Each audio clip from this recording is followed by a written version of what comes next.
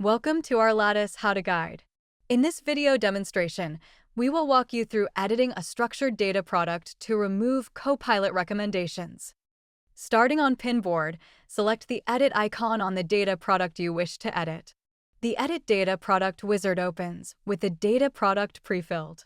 After selecting Continue manually, then Next, select Column button, and then the Next, Configure Access button. You can choose to preview data and load the data to the display pane to review. Now select Transform in the navigation bar. Scrolling down to Transformation History, you can now delete your previous transformations.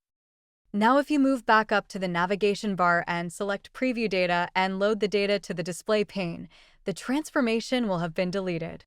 Then scroll down and select the Next, Preview, and Finalize button. The final step allows you to redefine your data product. If not needed, select the Update Data Product button and your data product will republish to the Pinboard to be discovered, used, and shared.